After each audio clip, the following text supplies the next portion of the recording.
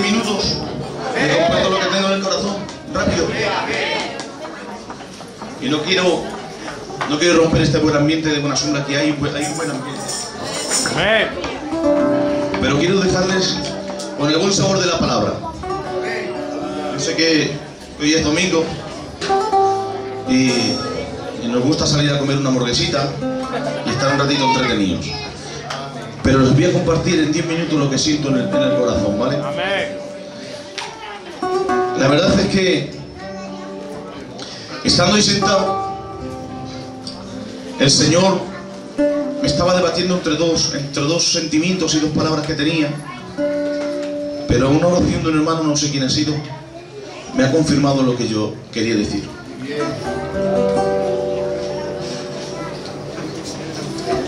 Y les voy a compartir algo que ustedes saben, pero que se lo voy a recordar, ¿vale? Yo sé que ustedes han amado al Señor desde el principio, hace mucho tiempo, y entregaron sus vidas al Señor. No sé cuántos años ustedes llevan convertidos, y yo no sé cuánto tiempo llevan bajando y asistiendo a la iglesia.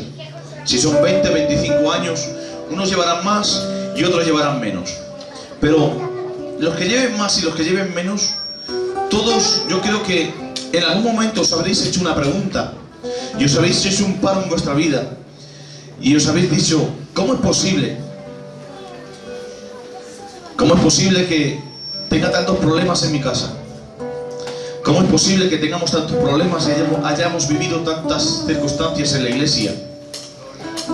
Que se nos ha hecho un valle de sombra durante mucho tiempo, con tantas cargas que tengo, las heridas que tengo en el alma. ¿Cómo es posible que todavía tenga ganas de asistir al culto y alabar al Señor? ¿Te has preguntado eso alguna vez? ¿Cómo es posible, con la enfermedad que te golpea, la crisis que nos asedia, cómo es posible que todavía tengamos ganas de bajar cada tarde, encerrados entre cuatro paredes, y sacar fuerzas de flaqueza, estar en tu casa y todavía hacer una exclamación alabando al Señor?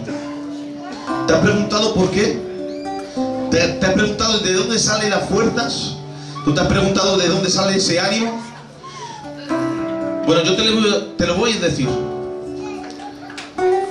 Yo sé que tú lo sabes. Y si estás de acuerdo conmigo, cuando yo te diga esto, tú lo vas a decir amén. O por lo menos asiste con la cabeza. Yo digo que esta iglesia, si aún está en pie, no se fundó por el sentimiento de la emoción, sino se fundó por la autoridad de la palabra. Amén. Amén. Porque tu vida, si aún está aquí, si aún está en pie, no está en pie por medio del sentimiento y de las emociones, sino está en pie porque en cierto día tú te fundamentaste bajo el poder y la autoridad de la palabra. Amén. Viva los hombres y las mujeres que viven bajo la autoridad y la cobertura de la palabra. Porque como dijera el texto, aunque vengan vientos y aunque vengan tempestades y aunque venga el infierno en contra, no hará nada ni nadie que te tambalee ni pueda contigo.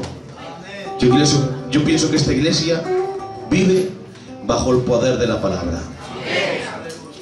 Y quiero hablarte de esto en 10 minutos y contarte un testimonio muy fuerte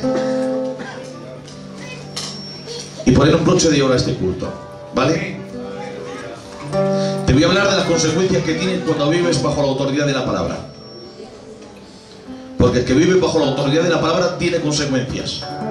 Y te voy a hablar de las consecuencias que tienes cuando no vives bajo la autoridad de la palabra. Porque el que no vive bajo la autoridad de la palabra vive bajo las emociones del sentimiento. Y cuando el sentimiento y las emociones son heridos, la gente se va detrás de las emociones y se pierde bajo la herida que tiene en el corazón.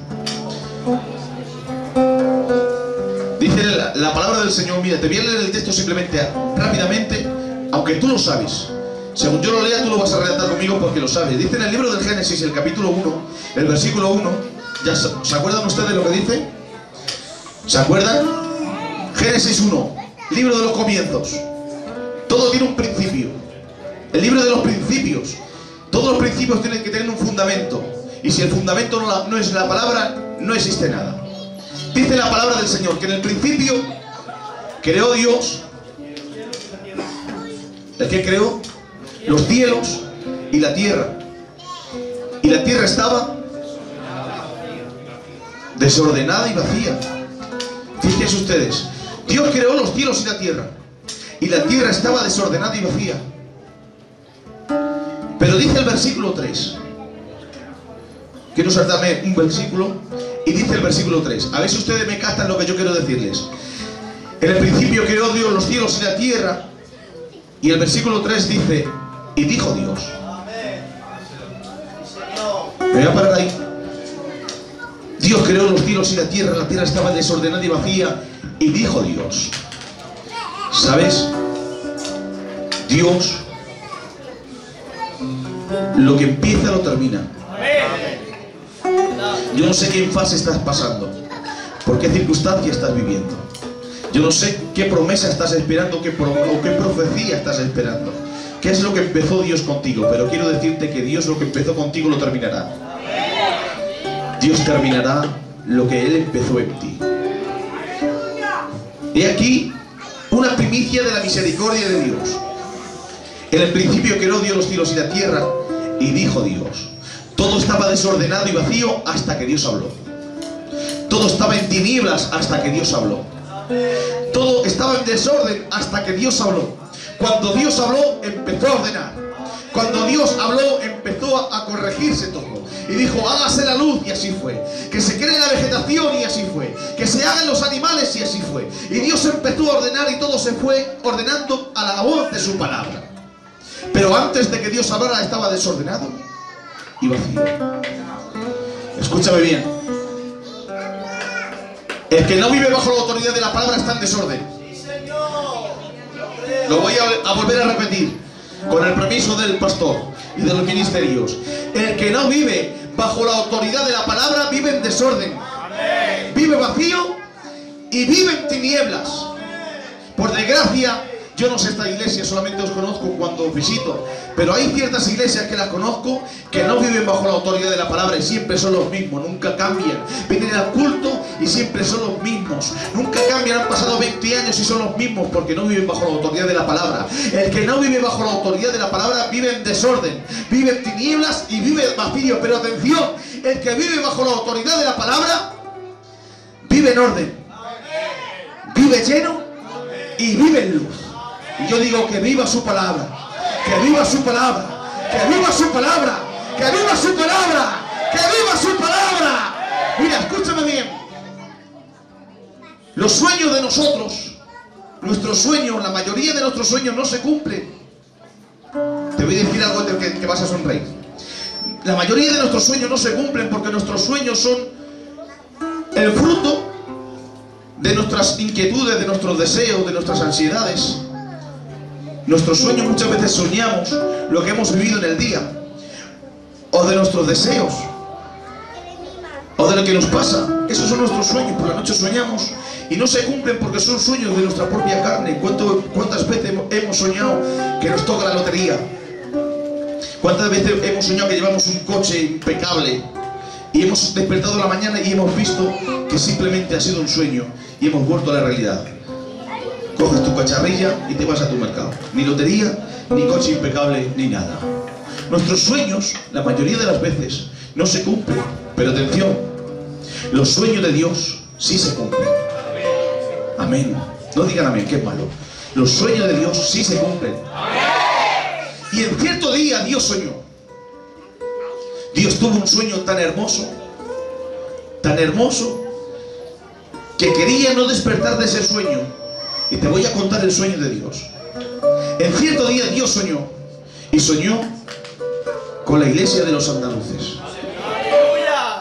Soñó con esta iglesia. Y soñó que teníais tantos problemas.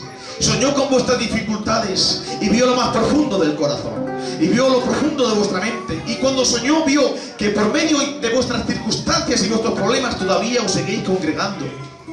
Aunque teníais dificultades y aunque en vuestras casas tenéis problemas y enfermedades, no dejabais de asistir al culto y alabar al Señor.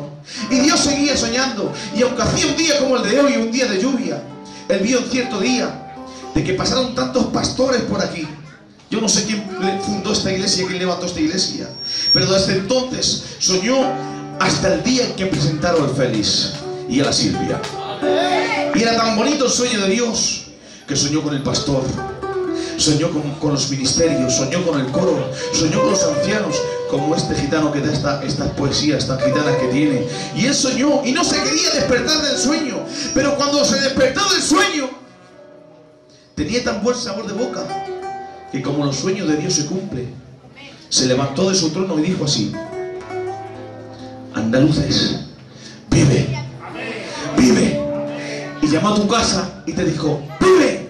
Llamó a la casa de Lili y dijo: vive, vive, vive, vive. Y Dios envió su palabra, y de su palabra levantó una iglesia que alababa y glorificaba el nombre del Señor. Escúchame bien, posiblemente la gente te vea como la pesadilla de la sociedad, posiblemente la gente te vea como un estorbo dentro de la sociedad, pero tú no eres un estorbo dentro de la sociedad, tú eres el sueño de Dios. ¿Has parado a pensar esto? Tú eres el sueño de Dios. Tú no eres cualquier cosa. Tú eres el sueño de Dios. Tú te puedes volver al que tienes a tu lado y decir así: yo no soy cualquier cosa. Yo soy el sueño de Dios. Yo soy el sueño de Dios. Y Dios en cierto día me llamó con su palabra, y aquí estoy glorificando y honrando el nombre de Jesús de Nazaret. Bendita sea su palabra. Tú eres el sueño de Dios. El que vive bajo la autoridad de la palabra vive en autoridad. El que vive bajo la autoridad de la palabra vive en autoridad. Por eso dijo el Señor al profeta: di la palabra, profetiza, di la palabra. Y el Señor le dio autoridad por medio de la palabra. Y cuando el profeta profetizó, dice que vino el Espíritu sobre aquel valle de huesos secos y se levantó un ejército que alababa. Yo no sé qué valle de huesos secos estás viviendo. Yo no sé qué valle te has plantado, te has parado, pero Dios te dice: di la palabra. Dios te ha dado autoridad para que vivas en la palabra y tengas autoridad por medio de la palabra. Y llames a las cosas que no son como si fueran. Y que des vida a lo que no tiene vida. El que vive en la palabra, cuando tiene autoridad en su palabra, cuando él profetiza y dice la palabra, dice las cosas que no son como si fueran, y a lo que no tiene vida le da vida. Así es la palabra. La palabra tiene poder y autoridad. Yo, mi padre y mis hermanos y mi hermano, para venir aquí hemos venido en un coche. Necesitamos un vehículo para poder venir aquí. Pero la palabra de Dios no es así. No necesita ni vehículos ni necesita transporte para poder ir. La palabra de Dios surca por los vientos, surca por el aire y alcanza a la persona que quiere y desea, la toca, la convierte y la sana. Por eso dijo el centurión: di la palabra y mi siervo sanará. Él sabía que solamente pronunciar la palabra se iba a producir el milagro. Yo digo que la palabra de Dios, si estás de acuerdo conmigo, dígame, ¿vale? Yo digo que la palabra de Dios tiene poder para sanar a los enfermos. La palabra de Dios tiene poder para levantar al caído. La palabra de Dios tiene poder para fortalecer al débil. Que viva su palabra. Les voy a terminar. Yo no sé por quién estás orando, por quién estás padeciendo, por quién estás sufriendo en este tiempo o intercediendo. Muchas veces se hace más haciendo menos que haciendo tanto. Ahí me lía un poco.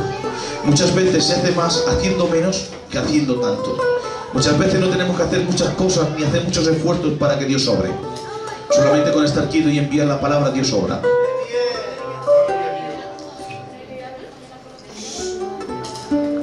Estamos llevando la palabra de Dios por todos los lugares. La palabra de Dios se está extendiendo. Voy a terminar ya estoy terminando. 5 minutos. Estamos predicando la palabra de Dios no solamente en los cultos y a ustedes. Se han metido en los hospitales. Deja a los niños, que todos los niños de nosotros son iguales. Estamos predicando la palabra de Dios dentro de los hospitales. Dentro del 12 de octubre, el Señor ha puesto un sentimiento en ciertos gitanos que no tienen conocimiento de medicina ni de ciencia, y está orando por los enfermos y están obteniendo resultados. No solamente en los hospitales, estamos predicando la palabra de Dios dentro de las prisiones. Gente que nunca ha tenido un delito ni han tenido un conflicto, se ha metido dentro de las prisiones, en el Soto del Real.